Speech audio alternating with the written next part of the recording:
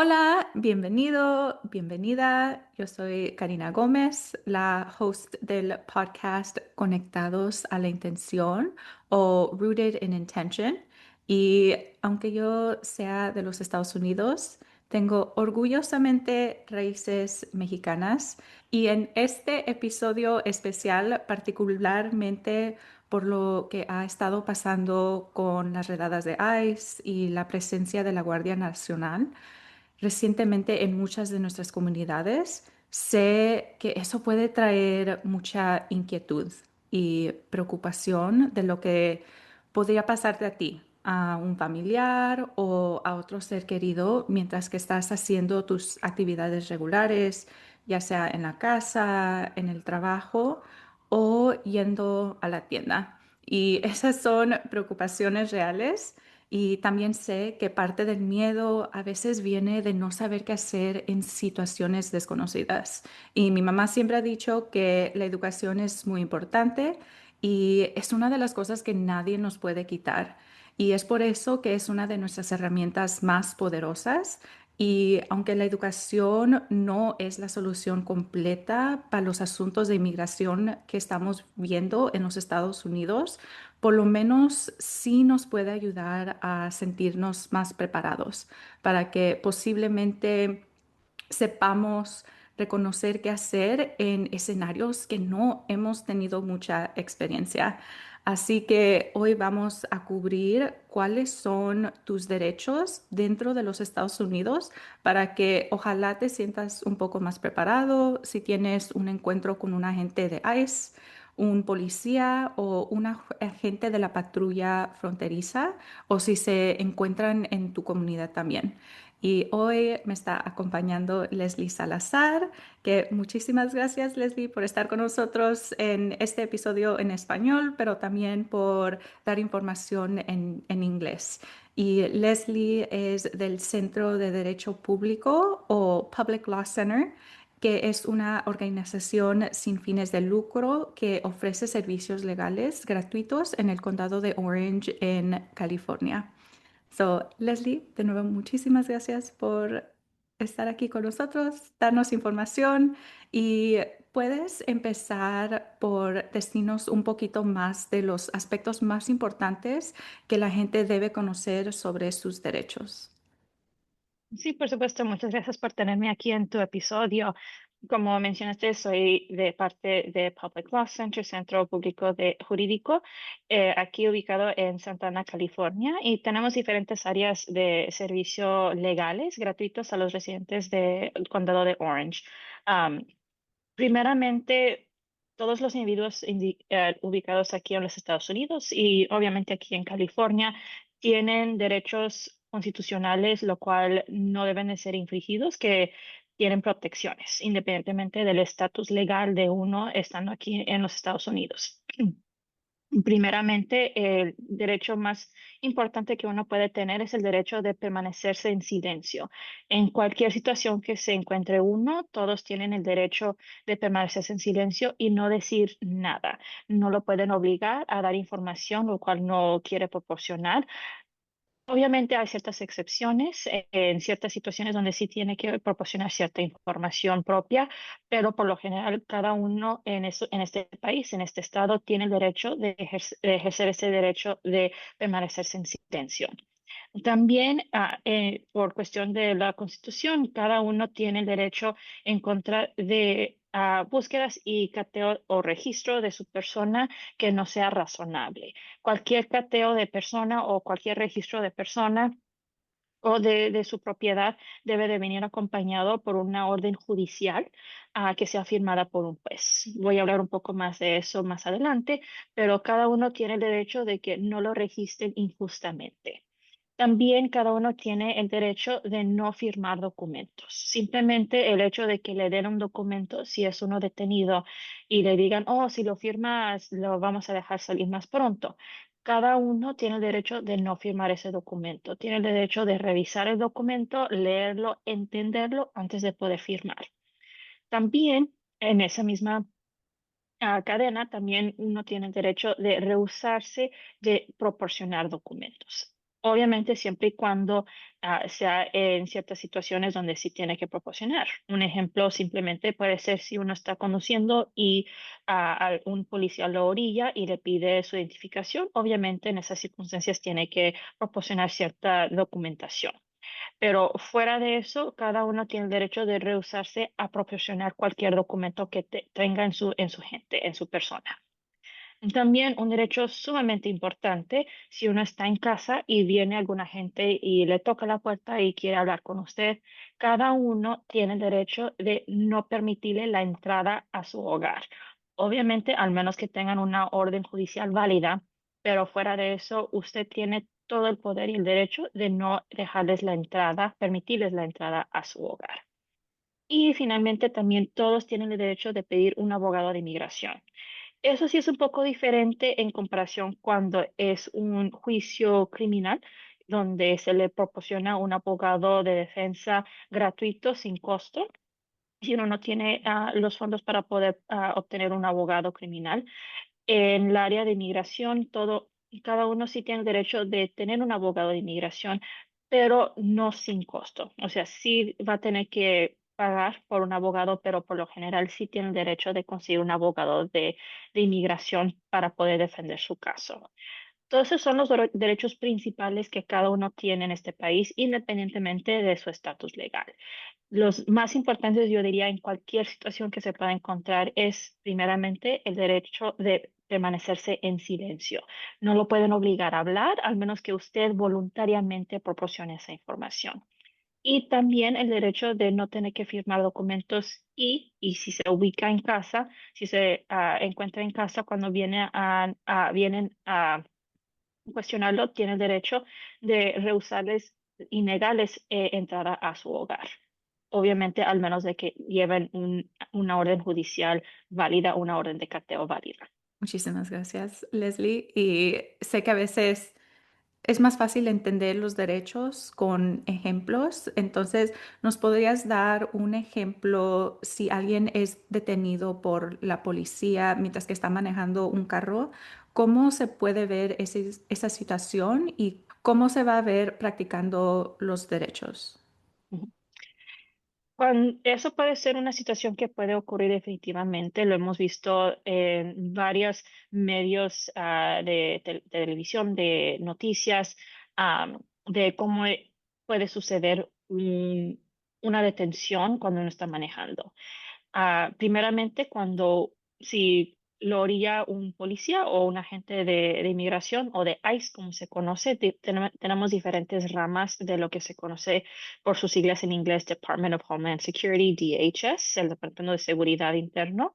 Am, y lo que uno puede hacer primeramente es, por muy difícil que sea, permanecerse calmado. Si lo orillan, oríllese con calma y permanezca con sus manos en el volante y permanece lo más calmado posible. Va a ser un momento muy estresante, en particular por lo que hemos visto en las redes sociales, en las noticias, cómo han interactuado con muchas personas, pero lo más importante y crucial que uno puede hacer en esos momentos es permanecerse calmado.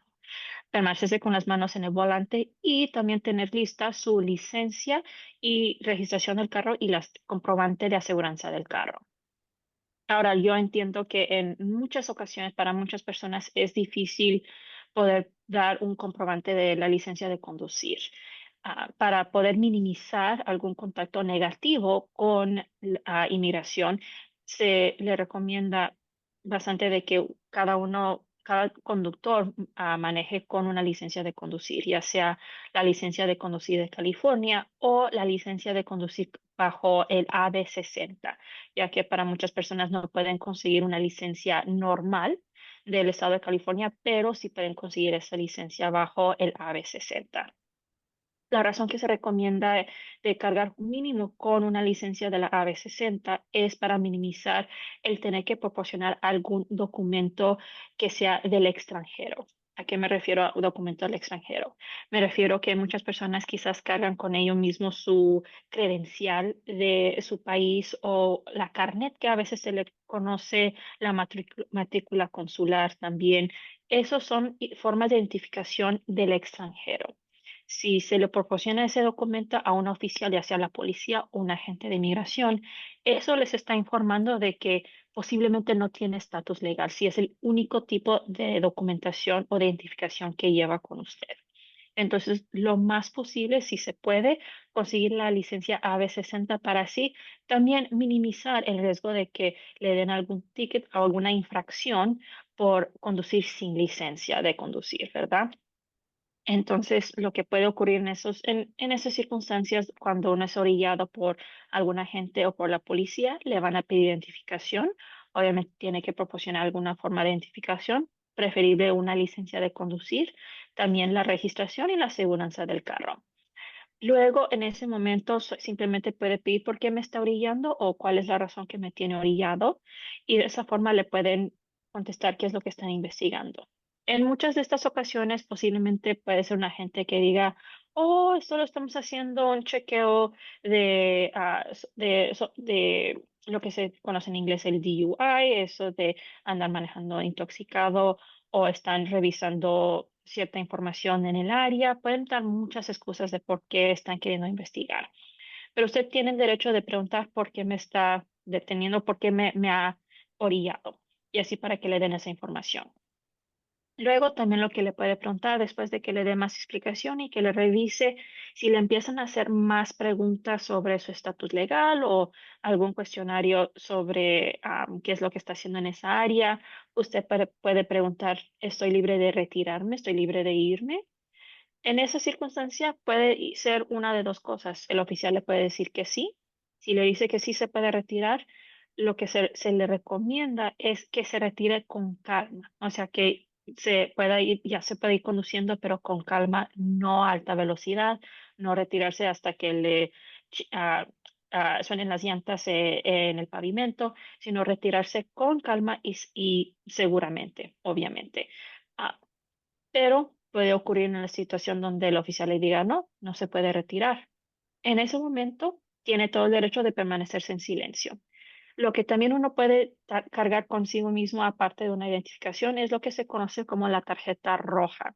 Es una tarjeta donde, por lo normal, de un lado tiene sus derechos en su propio idioma, instrucciones de cómo puede utilizar la tarjeta, y del otro lado tiene los derechos en inglés. Si en ese momento que el oficial le dice no, no se puede retirar, tiene el derecho de permanecerse en silencio y entregarle esa tarjeta de que está demostrando que está ejerciendo sus derechos en ese momento. Si le dicen que lo quieren arrestar, en ese momento usted puede pedir, tiene un arresto, tiene una orden judicial para mi arresto, la puedo inspeccionar. Usted tiene el derecho de inspeccionar esa orden judicial. Una orden judicial es un documento donde dice, da instrucción básicamente para el oficial de decir que esa persona, ese oficial tiene el derecho de poder ejecutar una búsqueda o un arresto de cierta persona en tal fecha, tal horario, tal localidad, ubicación, y tiene que venir desde una corte y ser firmada por un juez. Y el título de juez puede venir de diferentes formas, puede ser en inglés en particular, puede decir honorable o HON, puede decir magistrate, magistrado, o puede decir juez, judge. De alguna forma, ese documento tiene que cargar con un título de un juez y con la firma de un juez. También tiene que venir con el nombre de corte, tiene que venir de alguna corte del estado o del distrito. De otra forma, no es una orden judicial válida. Entonces, para revisar si es una orden judicial válida, tiene que llevar corte indicado desde el principio del documento, en alguna parte del documento. Tiene que indicar específicamente a quién está arrestando o a quién están buscando y en qué localidad, en qué fecha van a ejecutar esa orden judicial y ser firmada por un juez. Si el documento no lleva ninguno de esos cosas, ninguna de esas formas, es muy probable de que no es una audición, una orden judicial válida. Lo que eso significa puede ser que es un documento que simplemente dice, traducido al español, de que es una orden de deportación por medio de la Corte de Inmigración y es firmada por algún agente o algún oficial o algún supervisor. Eso no es una orden judicial válida. Tiene que ser firmada por un juez porque hay un estándar específico que tiene que cumplir para que sea una orden judicial válida. Tiene que ser muy particular la base de por qué la están pidiendo, por qué un juez la pidió o lo otorgó. Entonces, hay ciertos requisitos que tiene que cumplir para que sea una orden judicial válida, pero si no lleva por mínimo esas tres cosas, no es una orden judicial válida. Ahí es donde usted puede decir que esto no es válido y no da su consentimiento de que le revisen su persona o su carro. Si acaso le dicen no importa, queremos revisar su carro, lo más importante que puede hacer en ese momento es no rehusarse ni intervenir con con el registro de su carro. Es muy fácil decir, no, tengo que rechazar eso, no puedo permitir que estén registrando si están haciendo algo ilegal. Lo más importante en ese momento es permanecerse uno seguro y a salvo en esas circunstancias y ejercer sus derechos. Entonces, a pesar de que usted conozca sus derechos en ese momento de que no tiene una orden judicial válida, no deben estar haciendo ese registro, al no intervenir se está protegiendo a uno mismo y está utilizando esos datos en un futuro por si acaso es detenido de argumentar de que no fue válida esa detención en ese momento. Entonces, lo más importante en esas circunstancias es, sí, declara de que no está dando su consentimiento, más no resistir físicamente o intervenir físicamente con el registro de su carro. Dejen que hagan lo que quieran hacer en ese momento, pero sepa que está ejerciendo su derecho en esos momentos, si es que es detenido o orillado por un policía o un agente de inmigración. Muchísimas gracias, Leslie. Y hablaste de los derechos para la persona que está manejando un carro. ¿Podrías dar poquita más información sobre las preguntas que se le posiblemente podrían hacer a los pasajeros dentro del carro? ¿Y qué documentos sugieres que personas carguen en su persona? Ujú. Si un carro es orillado por la policía o por un agente, por lo normal, el oficial le va a pedir la identificación del conductor. Principalmente esa sería la persona principal que están investigando, pero en ese momento es posible que quieran obtener la información de los otros pasajeros del carro. Ahí lo que uno debe de saber es que los pasajeros no tienen que demostrar su identificación, no tienen que proveer esa información. Si es que el oficial está pidiendo quiero ver tu identificación, el pasajero puede decir soy pasajero y no quiero dar mi identificación. Y también dar, por ejemplo, esa tarjeta roja. No tienen que dar una identificación, no tienen por qué pedir esa información. El que están investigando principalmente es la persona que está conduciendo, pero los pasajeros tienen el derecho de decir, no, no quiero dar mi identificación, soy pasajero, no tengo que darle mi identificación y así permanecerse en silencio, principalmente ejercer ese derecho de permanecerse en silencio. Ahora, ¿de qué documentos llevar en su persona? Mencioné eso de la precaución de llevar documentos extranjeros. Sé que para muchas personas es el único tipo de identificación que uno pueda tener, ya sea el pasaporte, la matrícula, la carnet, la credencial. Si es la única forma de identificación que uno lleve, entonces obviamente tiene que cargar con ella. Pero si uno es, por ejemplo, alguien que tiene un permiso de trabajo o pudo obtener una identificación del Estado, cargar preferidamente con esa identificación estatal y de respaldo el permiso de trabajo, que está demostrando de que tiene una forma de poder de trabajar legalmente en los Estados Unidos. Para muchas otras personas, por ejemplo, aquellos que son residentes permanentes, sí existe ley de que deben de cargar con la residencia, o sea, la tarjeta, la green card que le dicen, cargar con ella en su persona. Por muchos años no se enforzaba esa regla. Sí es una regla que existe que cualquier residente permanente tenga que cargar con su residencia, pero no se enforzaba tan rígidamente como se está enforzando ahora. Lo que uno obviamente pueda tener miedo y se entiende es de que y si ocurre alguna interacción con inmigración de alguna forma y le quitan la residencia, ¿qué van a hacer en ese momento? Puede costar mucho dinero poder reemplazar esa residencia, esa tarjeta, ¿verdad? Entonces, en esas circunstancias, si uno tiene ese miedo, obviamente debe de cargar con la residencia, pero si no puede cargar con la residencia en sí, o por lo menos una fotocopia de alguna forma, tener de alguna forma un respaldo de esa forma de comprobar de que tiene uno algún tipo de estatus legal. Lo que sí se tiene que informar a la gente es a pesar de cargar con esos documentos, no proporcionarlos a los agentes al menos que se lo estén pidiendo, en particular si es un agente de inmigración. Fuera de eso, no lo proporcione así libremente, no lo saque para nada, al menos que es que le están cuestionando de eso, ¿verdad? Entonces, para cualquier persona, ya sea independientemente del estatus, si pueden cargar con la licencia del estado, una identificación del estado, preferiblemente si tiene una residencia, pueden cargar con la fotocopia de que sea válida y vigente la residencia. El permiso de trabajo también cargar ya sea con ella o con una fotocopia para siempre tener alguna copia de eso. Y también importante de saber, en estos momentos lo que sí se está viendo con inmigración es la forma en que están enforzando las leyes de inmigración.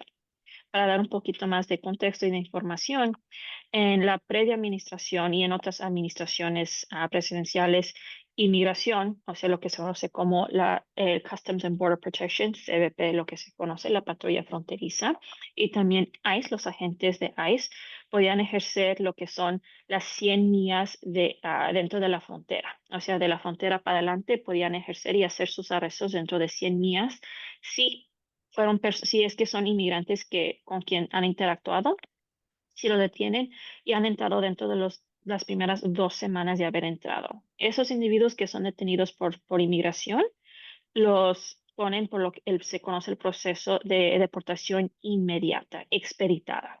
Estas personas no tienen derecho de un juicio ante un juez, al menos de que hayan pedido o han declarado de que tienen miedo de regresar a su país para poder obtener una entrevista del miedo creíble.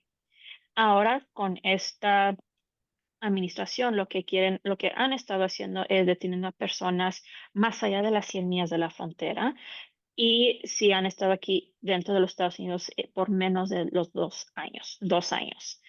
Previamente eran solo las 2 semanas, pero si han estado aquí por menos de 2 años, quieren ponerlos por el proceso de la deportación expeditada o inmediata. Entonces, además de cargar con documentos de identificación, lo que también se recomienda para muchas personas es cargar con algún comprobante de que han estado aquí por mínimo de 2 años. ¿Cómo se refiere a algún documento así? Puede ser, por ejemplo, si su licencia se la dieron hace más de 2 años, eso es una manera de comprobante. Si está pagando la factura de la luz, del agua o del gas, tener un comprobante de eso donde demuestra de que ha estado pagando eso frecuentemente hasta la registración del carro o algún tipo de aseguranza del carro, si se la dieron hace más de un año, hace más de 2 años, eso puede servir como comprobante. Para algunas personas, si tienen algún proceso de inmigración pendiente, ya sea una petición por medio de la Agencia de Servicios de Ciudadanía e Inmigración de los Estados Unidos o USIS, por sus siglas en inglés, am, pueden cargar con algún comprobante con ellos, pero como había dicho antes, no proporcionarlo hasta que le pidan esa información, no proporcionarlo libremente de alguna forma, sino simplemente cargar con eso por si le piden esa pregunta en un futuro. Entonces es lo que yo recomiendo y lo que también recomendamos para muchas personas tener en su persona en cuestión de documentos, o sea, una identificación vigente, preferible ya sea una identificación estatal o una licencia de conducir. El permiso de trabajo si lo tiene, ya sea la residencia permanente o la fotocopia de la tarjeta de la residencia y algún tipo de comprobante de que ha estado aquí por más de 2 años, por eso de que han querido enforzar y detener a personas que han estado aquí en Estados Unidos por menos de 2 años. Y cambiando el ritmo poquito, ¿nos podrías dar poquita más información en el escenario de que un agente de inmigración venga a nuestra casa? ¿Cómo posiblemente se puede ver uno en esa situación y practicando sus derechos? Ujú. Por supuesto. Primeramente, si lo que uno debe de tener en mente cuando pasa esa situación de que viene algún agente de inmigración a su hogar es que uno tiene el poder más absoluto en su hogar, obviamente al menos que haya una orden judicial válida, ¿verdad? Entonces, lo que eso significa es que una persona en su hogar tiene todo derecho de no permitir la entrada a cualquier persona en su casa. es importante que cada miembro del hogar entienda eso, porque con una persona que abre la puerta y le deja la entrada, entonces es que están permitiendo que cualquier agente pueda entrar en ese momento. Entonces, primeramente, lo que uno debe de tener en mente es, una agente puede ir a la casa, le puede estar tocando, puede decir, oh, estamos investigando algo en el área, tenemos algunas preguntas, queremos hablar con usted, puede salir aquí a hablar. En ese momento usted no tiene que abrir la puerta, simplemente si tocan, puede hablar por medio de la puerta cerrada. Para aquellos que tienen, por ejemplo, los timbres inteligentes donde tiene con cámara, puede hablar por medio de la cámara del timbre de alguna forma y simplemente pedir qué es lo que quiere, que está buscando y así simplemente hablar por medio de la cámara. Es posible que quieran entrar o que alguien salga para hablar con ellos. En ese momento usted puede pedir a la gente o se puede identificar, por favor. Posiblemente van a demostrar su identificación o su sello muy rápido sin demostrar, o sea, sin dejar que lo puedan ver por mucho tiempo. Puede pedir, no, quiero ver su identificación, por favor, enséñamelo un poco más lento para yo poder andar esos detalles y lo pueden enseñar ya sea por medio de la ventana, si tienen acceso a una ventana cercana, o por medio de la cámara del timbre. De ahí también puede pedir si es que tienen una orden judicial.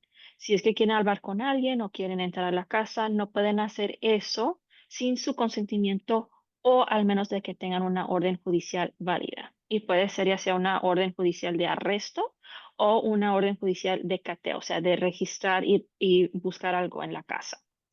Entonces, como habíamos mencionado antes, ellos pueden pasar la orden judicial ya sea por debajo de la puerta o por algún campo, siempre y cuando mantengan la puerta cerrada. Y si esa orden judicial no dice que viene de una corte, no tiene el nombre específicamente de la persona a quien están buscando, no tiene la dirección de la cual están buscando y no está firmada por un juez, no es una orden judicial válida. En ese momento usted puede decir, no les doy consentimiento de que entren a mi hogar. Esta no es una orden judicial válida, por favor retírese y permanecer la puerta cerrada y no pasar más información. Lo que puede hacer es pasar esa tarjeta roja, por ejemplo, por debajo de la puerta, de que está ejerciendo sus derechos en ese momento. Pero puede ocurrir en esas circunstancias en que si es una orden judicial válida, si tiene el nombre de alguien que está ubicado en esa casa. Lo que se recomienda en esas circunstancias es que esa persona, la cual está nombrado en esa orden judicial, que solo esa persona salga a hablar con los policías. Nadie más que salga, que no abren la puerta a nadie más, que solamente esa persona salga a hablar con ellos, porque solo con esa persona es con quien quieren hablar o el cual es el sujeto de esa orden judicial. Ahora, ¿qué pasa si es una orden judicial de cateo, o sea, de investigar o de buscar algo en la casa? Eso significa que la policía o la gente sí tiene el derecho de entrar a su casa a investigar la área que tienen definida en esa orden judicial. Ahora, ¿qué es lo que cubre esa orden judicial de búsqueda? Es lo que sea que esté localizado en esa área, en esa descripción que tiene en esa orden y todo lo que esté a vista fácil de ver para cualquier persona. Entonces, si tienen documentos importantes o cualquier cosa personal, se recomienda que no lo tenga al aire libre porque eso es válido para ellos poder investigar y poder buscar y revisar. Pero aún así, con una orden judicial válida donde les da la autorización de poder entrar y hacer alguna búsqueda, algún registro de ese hogar o de esa área en particular dentro de la casa, cada uno tiene el derecho de permanecerse en silencio. Pero todo eso puede ocurrir de que simplemente vienen y le quieren hacer preguntas. Puede contestar las preguntas siempre y cuando tenga la puerta cerrada y sin abrirles la puerta, porque al abrir la puerta es que están dando consentimiento de que ellos puedan entrar. Entonces, cada uno tiene el poder más fuerte en su propio hogar con no abrir la puerta y es importante que cada miembro del hogar sepa eso, porque con una persona que sí les abre la puerta, como había mencionado antes, eso les da la autorización o el consentimiento de que puedan entrar a hacer alguna investigación o cuestionar de las personas ahí. Entonces, eso es como podemos ver un poco más cómo puede ser unas circunstancias donde venga un agente a su hogar, donde le quieran hacer preguntas. Primeramente, mantener la puerta cerrada, decir, si tienen preguntar a quiénes son, si se puede identificar y si tienen una orden judicial válida. Y si la tienen, que la pasen ya sea por debajo de la puerta o de alguna forma, y así para que uno pueda inspeccionar el documento si es válido o no. Y si no es válido, informarles de que no es válido y no dar con su consentimiento de que ellos estén ahí. En el caso que esté la orden judicial correcta con el nombre de alguien y alguien sí es detenido, ¿qué son las cosas que alguien debería de tener preparado con anticipo? Sí, con anticipo de tener preparado en la situación donde la persona sí es detenida, esa persona debería de tener preparado cualquier documento si tiene algún proceso pendiente, ya sea con la Corte de Inmigración o con UCIS, tener todos esos documentos preparados como en un archivo de alguna forma.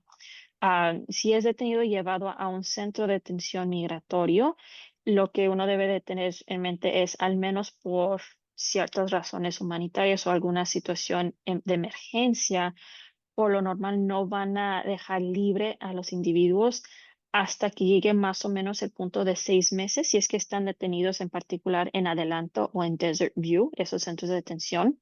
No hay la posibilidad de pedir la libertad, confianza, hasta que lleguen al punto de 6 meses de detenidos.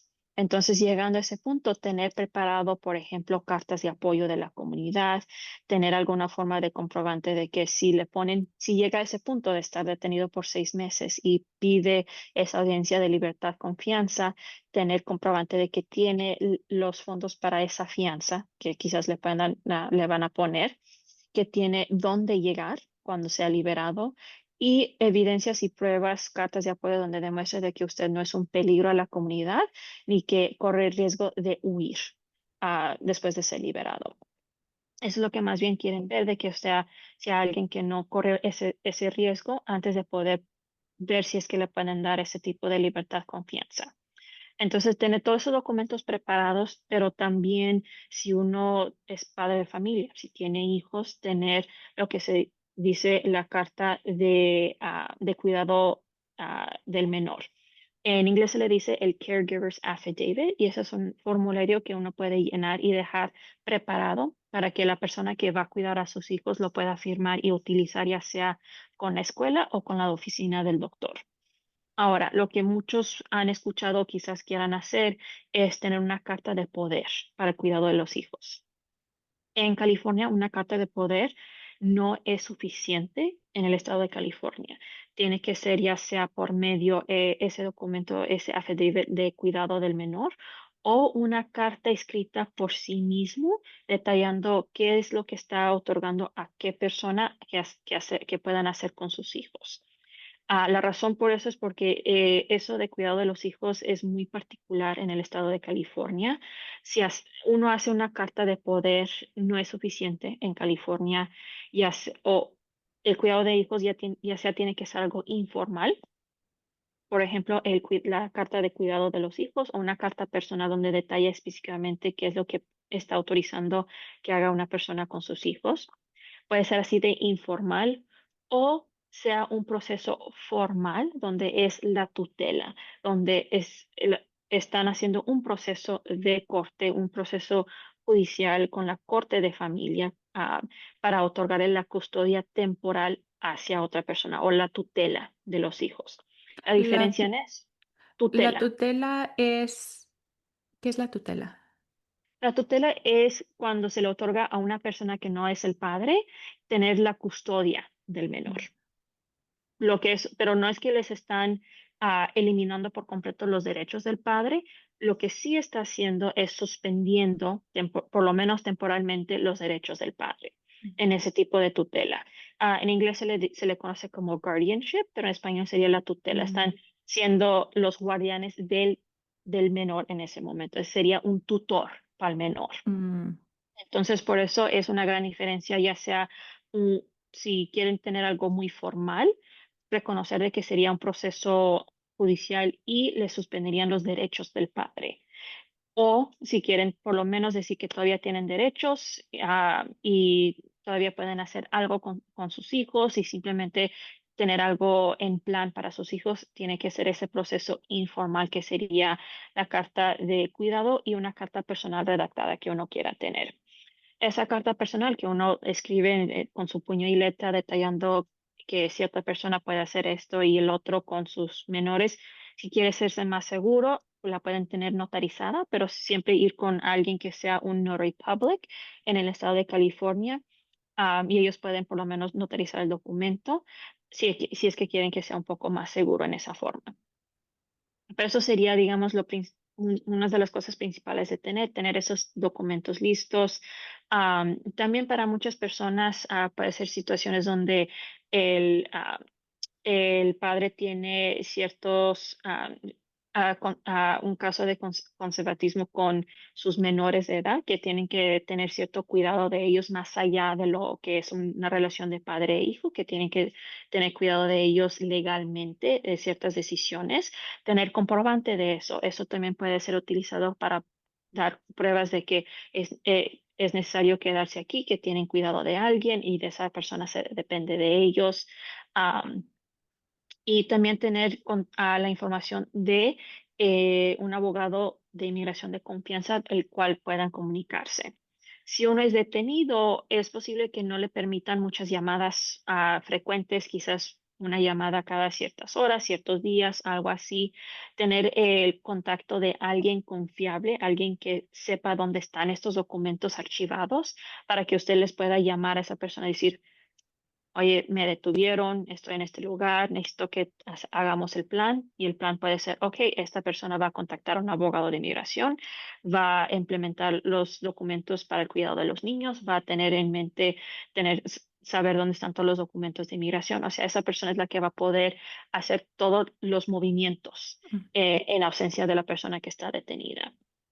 Entonces, por esa razón, muy importante tener a alguien en mente de quien pueda ser ese punto de contacto para que esa persona haga todos los movimientos necesarios si uno es detenido. Me parece que la preparación puede ayudar ese proceso mucho más.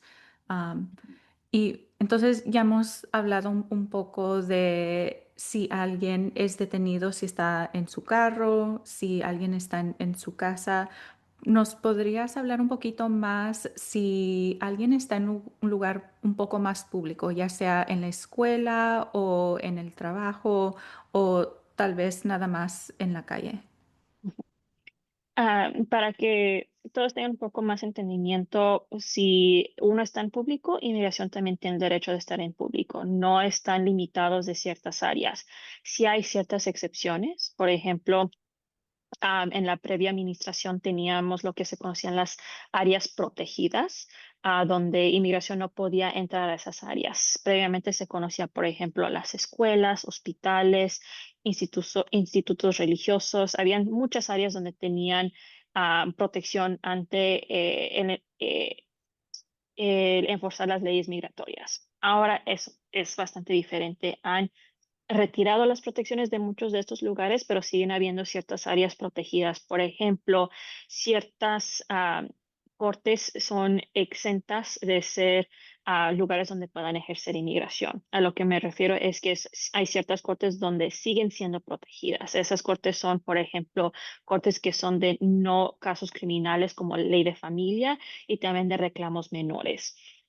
Entonces, en muchas de esas cortes todavía hay protecciones que donde no pueden ir a la inmigración para poder enforzar sus leyes migratorias. Pero fuera de eso, como mencioné, hay muchas áreas todavía donde inmigración, tal cual como uno tiene el derecho de estar en público, también inmigración tiene el derecho de estar en público. Pero aún así, inmigración tiene que tener una orden válida, una orden judicial válida para poder ejercer y ejecutar los arrestos de individuos.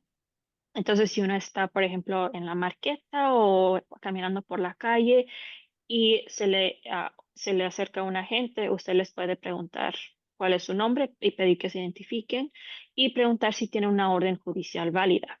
Si ellos dicen, no, no, no, simplemente queremos hablar con usted, uno puede decir, permanecer en silencio, decir, no, no quiero hablar, voy a ejercer mi derecho de permanecer en silencio. Puede también preguntar, ¿me está arrestando? O pedir, ¿me puedo retirar si no me están arrestando? Simplemente permanecerse va a ser algo difícil, pero permanecerse en calma para que no se acelere o no se eleve esa situación, ¿verdad? Entonces, si se acerca un agente y le pide hablar con usted, puede pedir que se identifiquen y si tiene una orden judicial válida. Si le dicen que sí, aquí está, pedir inspeccionar el documento y ver si es una orden judicial válida, si dice que viene de una corte, si tiene su nombre suyo, si tiene la fecha y cuándo van a ejecutar esa orden judicial y si es firmada por un juez. Si ve que esa orden judicial no tiene su nombre, usted puede decir en ese momento, este no soy yo, mi nombre es esto. Es la única forma y la única manera donde debe de dar su identificación porque está viendo de que a usted no lo están arrestando, están buscando a otra persona para así poder diferenciar de que a usted no lo están buscando y entonces en ese momento esa orden judicial no es válida de acuerdo con usted y de esa forma pedir que si no es válida me puedo retirar, preguntar si se puede retirar. Si le dicen que sí, retirarse con calma. Uno va a estar con mucha ansiedad, quizás le entre muchísimo el miedo y quiera retirarse lo más pronto posible, casi corriendo. El correr les va a dar indicación a inmigración de que algo está pasando. Eso les va a dar una sospecha de que quizás no tiene estatus o de alguna forma o querer hacerles una manera de ellos excusar de poder arrestarlo, a pesar de que ya dijeron, no, pues sí, se puede retirar, pueden utilizar eso para querer arrestarlo o detenerlo de alguna forma. Entonces es importante en esos momentos de permanecerse lo más calmado posible y retirarse con calma y simplemente retirárselo a donde se pueda llegar, ya sea entrando a otra tienda o irse alrededor de la cuadra, algo, pero retirarse lo más calmado posible. Si al momento de ver que no es una orden judicial válida, les pregunta si se puede retirar y le dicen que no, usted puede preguntar, ¿me están arrestando? Y si es así que no, no estamos arrestando, solo le queremos hacer preguntas, igual puede ejercer su derecho de permanecerse en silencio y pedir si se puede retirar. Igual pedir con calma si se puede retirar, retirarse si se puede, lo más calmado posible. Pero si le dicen, no, no se puede retirar, sí lo estamos arrestando, en ese momento puede ejercer su derecho de permanecerse en silencio y darle a los oficiales la tarjeta roja. Esto puede ocurrir en cualquier área pública. Es posible que quizás lo quieran interrogar o arrestar en frente de la escuela.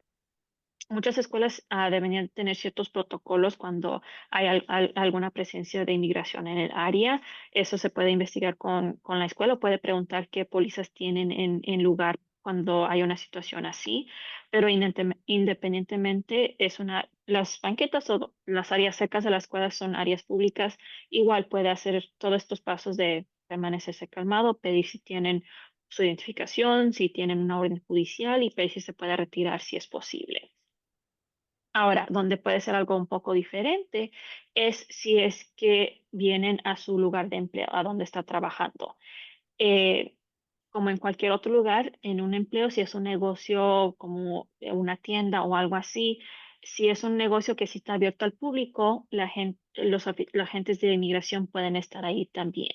La diferencia es que pueden haber ciertas áreas donde solo los empleados pueden estar, pueden tener ah, ah, letreros o algunos carteles donde dice que solo se permite la entrada a empleados o personal autorizado. Esas son áreas privadas, a pesar de estar en un negocio público.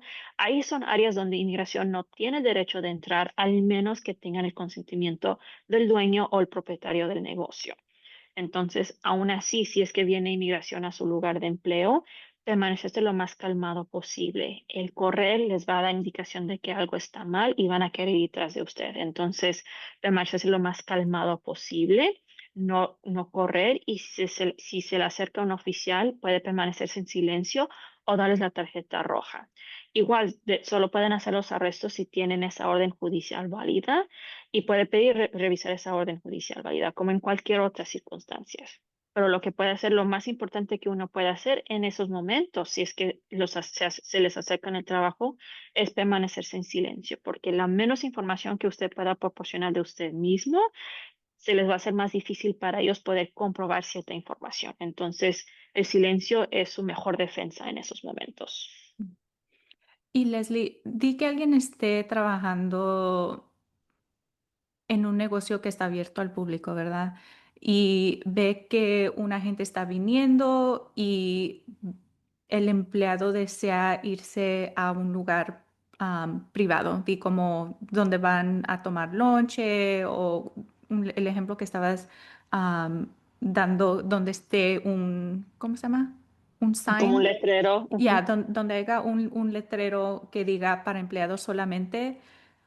En ese escenario, si una gente está pidiendo hablar con la persona que se acaba de ir, like, oh, acabamos de ver la persona se fue para allá, ¿qué es lo que sucede en ese escenario? ¿La persona es forzada a salir del lugar privado o se puede quedar allí hasta que ellos quieran?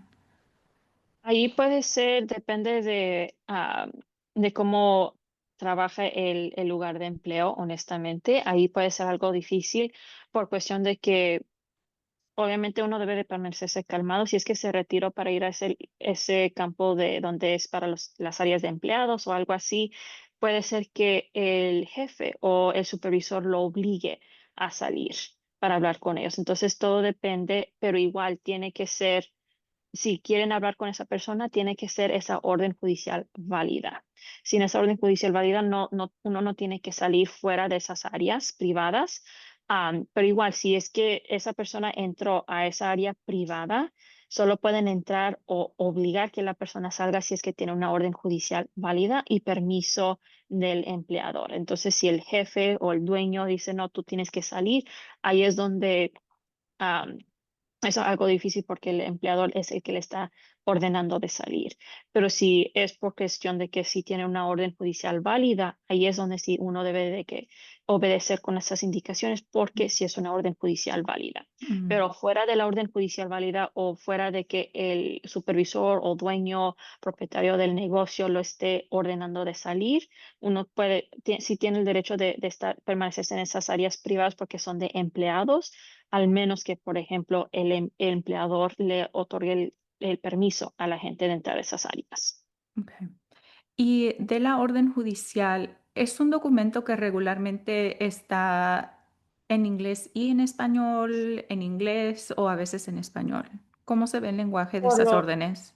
por lo normal, esas órdenes judiciales, por lo normal, son en inglés. No siempre están disponibles en español, pero la forma en que uno puede identificarlos es, por ejemplo, si dice court o corte en inglés, ¿verdad? Que diga honorable, honorable, magistrate, magistrado, o sea, que tenga el nombre de un juez, que tenga la dirección donde van a ejecutar esa orden judicial, que tenga la fecha de cuándo lo van a ejecutar en ese momento, si es una orden de arresto, a quién van a arrestar en ese momento. O sea, esos son los elementos muy cruciales e importantes de una orden judicial. Lo más seguro es que va a ser en inglés. Si es un documento donde simplemente dice orden de deportación, ese es un documento de inmigración, pero no es una orden judicial válida. Entonces ahí es cuando cualquier persona que sepa, esos son los elementos de una orden judicial, si ve que no lleva esos elementos, entonces puede decir esto no es válido, no tienen que estar aquí, esto no es válido, por favor regrese cuando tengan una orden judicial válida. Ok. Y luego, una de las cosas de las que no hablamos en la sección de inglés, pero creo que es importante, es gente tal vez tenga citas con el doctor o tenga algún problema de salud. ¿Qué sugerencias tendrías para alguien que quiera o necesite ir al doctor? Ujú. Lo que se recomienda es definitivamente de que cada uno cuide su salud, pero también se entiende el miedo que uno pueda llevar. En muchos de estos lugares quizás es un poco diferente. Pero independientemente, en muchas de estas oficinas igual tienen los mismos derechos de uno, de que son áreas privilegiadas donde solo pueden entrar los doctores, como a los cuartos de espera y todo eso. Si es que entran como a la sala de espera donde cualquiera puede estar, eso sí es un poco más complicado, pero se recomienda igual que como en cualquier situación permanecerse en silencio, ejercer ese derecho de silencio, si quieren cargar con la tarjeta roja, si les empiezan a cuestionar, entregárselo eso. Am, no, Yo personalmente no he escuchado de que hayan ido a a esos centros médicos, pero es una posibilidad que pueda ocurrir. Es lo mismo como en cualquier otra situación de permanecerse en silencio, de permanecerse calmado, en particular, pedir si es que tiene una orden de arresto, inspeccionar ese documento. Y así también cierta información de pacientes es privilegiado. No pueden pedir información de los pacientes al menos que haya cierta documentación o algo que estén pidiendo eso. Cierta información es privilegiada y protegida y confidencial. Entonces, saber de que obviamente estos centros médicos tienen esas pólizas de seguir, en particular cuando es de salud médica, al menos de que ellos tengan esa información que se las dieron de alguna forma, solo así. Pero sí, en esas situaciones donde hay am, ese miedo de ir a las oficinas de doctor, se entiende de que existe ese miedo, pero igual permanecerse en silencio, solo dar la tarjeta roja si es necesario y no dar más información de lo que estén pidiendo. Si pueden, que sigan yendo al doctor. Am, y nos podrías decir un poco de qué pólizas federales han cambiado que la gente debería de saber un poco más ahora. Sí, uno de los cambios que ejecutaron este año fueron de la registración de inmigrante, o como se conoce en inglés, el Alien Registration Requirement.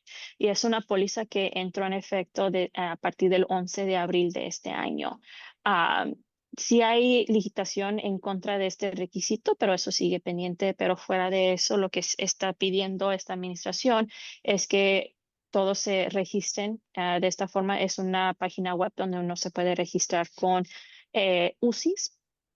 Cada persona tiene que crear su propia cuenta para poder registrarse y básicamente es para inmigración poder saber de las personas que están aquí. No les otorga ningún beneficio migratorio, es simplemente una forma de registrar a las personas. Uno de los propósitos para este registro es para que inmigración pueda investigar a las personas para arrestarlos, detenerlos o de alguna forma hacer alguna forma de investigación de estas personas. Para muchas personas ya se han registrado de alguna forma, ya sea porque tienen la visa U pendiente, ya le dieron la visa U, que es una visa que se le otorga a las personas que fueron víctimas de crimen, o ya tienen la residencia, tienen algún permiso de trabajo. Hay ciertas personas que no se tienen que registrar porque ya están registrados de alguna forma. Se recomienda a los individuos que vayan con un abogado de inmigración para consultar, para saber si es necesario registrarse o no. Desafortunadamente, el no registrarse sí están amenazando de que puede llevar cargos civiles y criminales, entonces por eso se recomienda hablar con un abogado de inmigración para poder asesorar mejor qué debe uno de hacer en esas circunstancias. También otro cambio que hemos escuchado que puede causar algo de inquietud para muchas personas es de que inmigración pueda colaborar y obtener información por medio de los impuestos federales, ¿verdad? No se está refiriendo de que la agencia de los impuestos estén compartiendo la información de todos de una vez. Inmigración tiene que seguir cierto protocolo para obtener información de alguien en particular. O sea, ellos tienen que someter una petición para pedir la información de alguien específicamente y solo así los impuestos federales van a compartir esa información. Pero sí existe ese tipo de colaboración, pero no es que están compartiendo toda la información de todos de una vez. Simplemente tienen que seguir un cierto protocolo para poder compartir esa información. Am, También, como mencioné, esto de las audiencias para la libertad confianza, si es que están uno detenido en ya sea Adelanto o en Desert View, esos centros de detención, no están permitiendo las audiencias hasta que cumplan con 6 meses de ser detenido y eso es bastante largo, pero para eso obviamente tener los documentos preparados para cuando llegue ese punto. Am, pero también pueden pedir ese tipo de fianza si es que, por ejemplo, si uno fue detenido y perdió el caso de asilo, pero tienen por lo menos pendiente detención o el no deportación, porque puede haber asilo, pero también puede pedir de que cancelen ah, la deportación en ese momento de detenerse, de deportarlos. Si tienen eso pendiente, pueden pedir también, por ejemplo, la audiencia de confianza si es que han estado detenidos por 6 meses. Ah, también para muchas personas, si entraron por medio de entrada condicional por medio de la aplicación CBP1, que muchas personas aplicaron ya sea estando en México para poder entrar con cita o algo así, esa aplicación la deshicieron y la reconvirtieron en algo que se llama CBP Home. Y para muchas personas quizás estén recibiendo alertas o notificaciones o mensajes diciendo de autodeportación. Si están recibiendo ese tipo de alerta o de mensaje, de no tomar acción antes de hablar con un abogado de inmigración, para que así uno pueda estar asesorado, porque el autodeportación puede llevar con consecuencias bastante severas con inmigración. Entonces, antes de tomar cualquier acción o decisión, hablar con un abogado de inmigración con eso. También actualización de lo que se conoce con DACA, la acción diferida para los menores entrantes. Ah, Actualmente el proceso de DACA o las peticiones de DACA siguen procesando siempre y cuando son las renovaciones de DACA. O sea, personas que tienen DACA las pueden seguir renovando, eso sigue en camino. Sí hubo un caso de DACA, pero eso fue en particular en Texas y de allí no ha habido ningún cambio con las peticiones iniciales o las nuevas aplicaciones de DACA. Las personas todavía pueden aplicar por DACA si nunca han tenido DACA o perdieron el DACA en algún punto, no lo pudieron renovar y ahora tienen que aplicar de nuevo.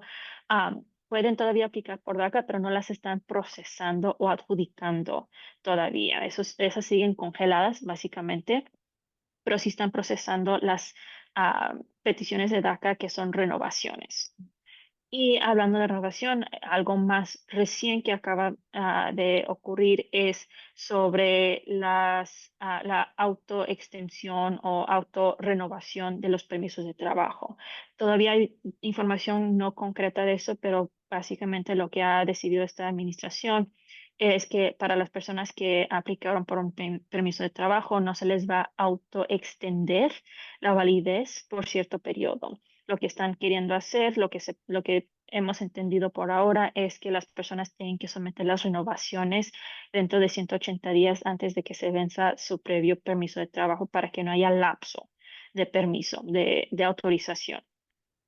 Previamente para algunas peticiones, si es que uno aplicaba por algo, les daba una extensión automática de ese documento o de esa autorización. Ahora lo que están diciendo es que ya no va a haber para ciertas categorías, para algunos quizás sí, depende, hay ciertas exenciones, pero eso sí es algo nuevo. Estamos todavía tratando de investigar un poco más, o sea, qué es lo que se refiere específicamente a eso, pero sí, efectivamente, eso es algo nuevo que hemos visto con inmigración. También no lo mencioné en la versión en inglés, pero también algo nuevo que hemos visto en los cambios es las tarifas para muchas de las peticiones con UCIS. Muchas de las peticiones no tenían gastos, no tenían tarifas para someter las peticiones, pero con el nuevo presupuesto y la nueva ley con el presupuesto de inmigración. Con eso entraron muchas tarifas para muchas aplicaciones. Ciertas aplicaciones todavía no tienen tarifas, pero tienen como una tarifa de procesar la aplicación. Por ejemplo, para una aplicación de asilo, aquellos que quieran aplicar con UCIS directamente, ya sea si son menores no acompañados, si están aplicando por asilo o entraron dentro del año y no fueron detenidos, no están en proceso de inmigración, pero quieren aplicar por asilo. Ahora tienen que someter a la aplicación con una tarifa de $100 y si pasa después de los 180 días de haber sometido esa aplicación de asilo, por ejemplo, para los menores no acompañados, y pasan de los 180 días, pueden aplicar por un permiso de trabajo pendiente de la aplicación de asilo. Ahora esa aplicación para el permiso de trabajo viene con una tarifa de $550. Es bastante y antes no tenía costo, pero ahora sí. Entonces uno se puede imaginar para personas que quizás tienen hijos que vinieron no acompañados que están en el proceso de deportación, pero entraron como menores no acompañados, los designaron con ese título. Si tienen más de un hijo, van a ser $550 por cada hijo que quiera aplicar por ese estilo de permiso de trabajo.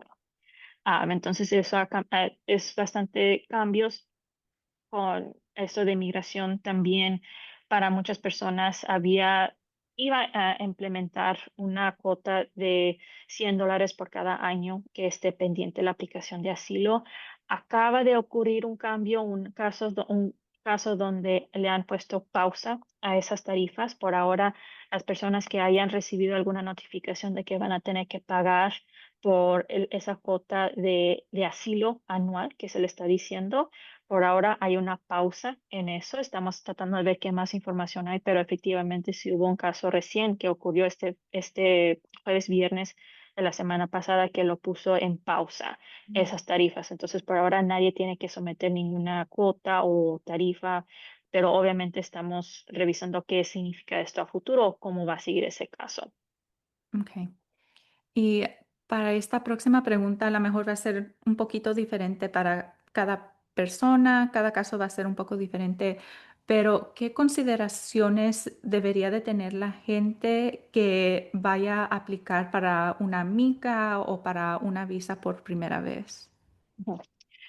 Primeramente, para cualquier persona que quiera aplicar por alguna petición, alguna solicitud, de absolutamente hablar con un abogado de inmigración para evaluar cuál es la situación de cada uno. Puede ser de que tuvieron una consulta hace años atrás y eso y han cambiado las circunstancias. Puede ser que ya apliquen, ya califiquen para otras cosas, pero solo así es que puedan evaluar si es que es una buena idea poder aplicar para ciertas formas de alivio migratorio. También si uno tiene un historial criminal, hablar con un abogado que tenga conocimiento de ley criminal para saber cómo le puede afectar eso, qué consecuencias migratorias pueda tener ciertas convicciones o condenas criminales. Puede ser de que necesita ir a pedir ayuda de postconvicción, que se le dice, para ver si puede reducir ciertas sentencias para que ya no tengan tan severas las consecuencias migratorias o qué es lo que puede ocurrir en esas circunstancias. Y si uno tiene forma de alivio migratorio, también evaluar qué es lo que eso va a significar a futuro. O sea, cuánto se puede tardar ese tipo de proceso, qué es lo bueno, qué es lo malo. Por ejemplo, un cambio que ocurrió este año para muchos que son, por ejemplo, los menores que fueron abusados o abandonados o los padres fueron negligentes con ellos. Después de un proceso estatal, de la corte estatal, ya sea por la corte familiar o por corte de tutela, si se le otorga de que fue un menor donde hubo abuso, abandono, negligencia y que no es en su mejor interés ser retornado a su país o ser reunido con esos padres, pueden aplicar por lo que se conoce como la visa juvenil. Antes, cuando uno aplicaba por la visa juvenil, sí se puede tardar unos años en poder obtener la residencia permanente, pero mientras se tardaba ese proceso, podían obtener lo que se conoce como la acción diferida. O sea que es un tipo de protección ante la deportación, los pone en una preferencia muy menor para inmigración de poder ejercer la deportación y eso por lo menos les otorgaba la oportunidad de aplicar por un permiso de trabajo. Este año eliminaron ese programa de acción diferida. Entonces, todavía existe la visa juvenil. Las personas que tienen niños que un juez determinó de que hubo abuso, abandono o negligencia, todavía pueden aplicar por la visa juvenil, pero ya no viene con la acción diferida. Simplemente van a tener que esperar hasta que se acerque la fecha de prioridad de cuando aplicó por la visa juvenil para luego poder aplicar por la residencia permanente bajo la categoría de la visa juvenil. Entonces, evaluar cuánto tiempo se puede tardar una solicitud, cuáles son los riesgos si uno aplica, qué puede pasar, qué puede hacer mientras está llegando en ese periodo. O sea, de esa forma, hablar con un abogado para poder evaluar si puede aplicar por algo y si es así, cuáles son lo bueno y lo malo de aplicar por ese tipo de beneficio migratorio. En inglés estabas hablando un poco de la diferencia de trabajar con un abogado y un notario. ¿Podrías dar poquita más información de eso? Sí, lo que se conoce para muchas personas es, y particular en muchos países latinoamericanos, alguien que se titula como notario público es alguien que pueda ejercer leyes y pueda hacer ciertos documentos o ciertas formas, ciertas funciones legales, por decir. En California no existe un notario público, sino un notary public. Un notary public es una persona que lo único que está haciendo es verificando la identidad de la persona ante ellos, o sea, quien se está presentando con ellos y que ha firmado el documento. Es lo único que hace un notary public. Una persona que quiera ser notary public es una comisión del Estado. La Secretaría del Estado les otorga esta comisión a la persona y en California pueden hacer un curso de 6 horas, tomar un examen y cumplir con el investigación de información, con las huellas y someter esa comisión con el condado. Pero no es una función legal, no tiene el derecho de ejercer leyes. En cambio, alguien que sí es un abogado es alguien que tiene la licencia otorgada por el Estado que pasaron por el examen de la barra que se conoce en ese estado y se presentó la petición o la solicitud de ser admitido como abogado ante la Corte Suprema de ese estado.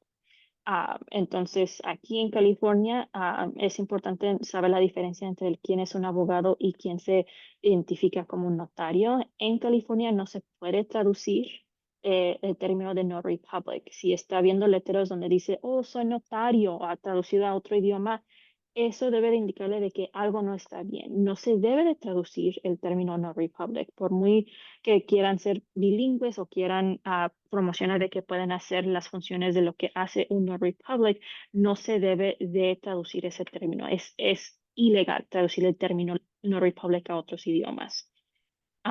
Puede ver que hay ciertas personas que sí son notary publics y dicen que también pueden llenar formularios de inmigración. Ahí hay que tener mucho cuidado porque sí, en ciertas funciones un Republic sí puede llenar los formularios de inmigración, pero lo único que están haciendo es llenando la información que usted les está dando. Ellos no van a comprobar la veracidad de esa información. Ellos no van a decir si esto es cierto o no, no esto es esto no es cierto. Ellos simplemente están llenando la información tal cual como usted se las está dando. Ellos no van a presentarse con usted en las entrevistas. Ellos no van a poder defender la aplicación por usted.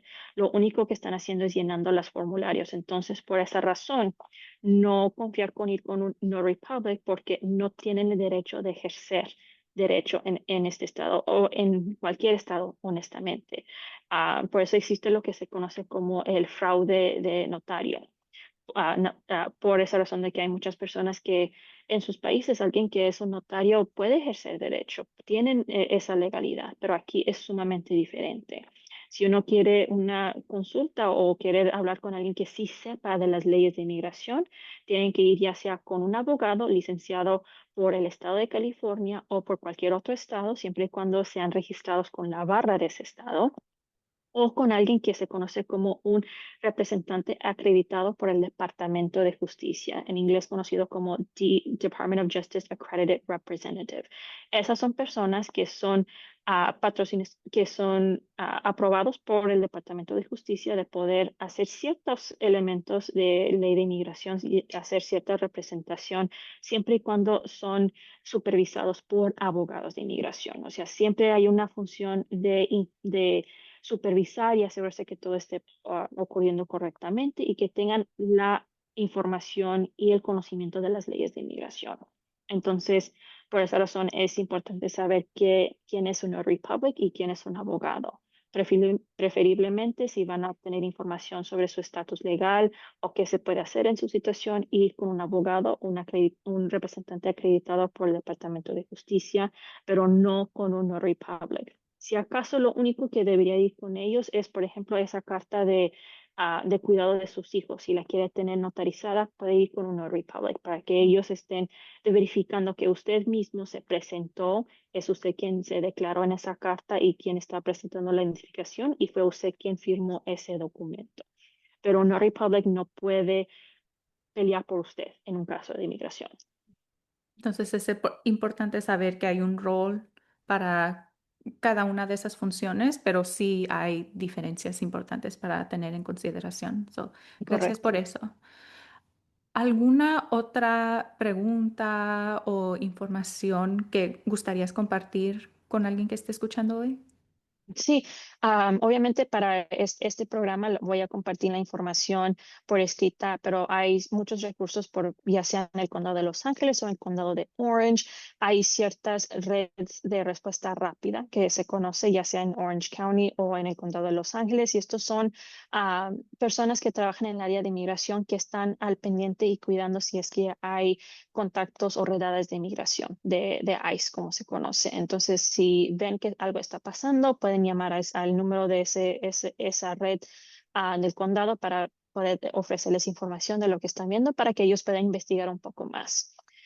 También si buscan a algún abogado de inmigración o alguna organización de inmigración que les pueda ayudar, también podemos compartir la página web donde uno puede buscar esa información. Es una página donde pueden poner su código postal o su ciudad y así les van a aparecer una lista de organizaciones cerca de usted donde puedan acudir para esa información de inmigración. Y también obviamente vamos a tener información de si es que tiene un caso pendiente con la Corte de Inmigración, a qué página puede ir o a qué número puede llamar para buscar información sobre la siguiente fecha de corte. Muchísimas gracias. Y todos esos detalles los pueden encontrar en la descripción. Y para los que están interesados en conectarse con la red de respuesta rápida, sé que en muchas otras comunidades también hay y es nada más de, yo creo, meterse al internet o poderse contactar con alguna organización de la comunidad que tenga información para encontrar una que esté cerca de usted también. Entonces, con eso, muchísimas gracias, Leslie, por darnos más información sobre nuestros derechos y las nuevas pólizas que uno debería de tener en consideración y donde la gente puede encontrar algunos otros recursos. Por supuesto, es un placer y lo más importante para uno es ser informado y educado, como mencionaste al principio de este episodio, de lo mejor que uno puede tener es la información y la educación para estar mejor informado y es la mejor defensa que uno puede tener. Y aparte de inmigración, si uno busca información de otras formas de ley, obviamente el Centro de Jurídico Público, Public Law Center, tenemos otras áreas de leyes de asistencia. Tenemos, por ejemplo, de vivienda, de familia, veterano, ley del consumidor.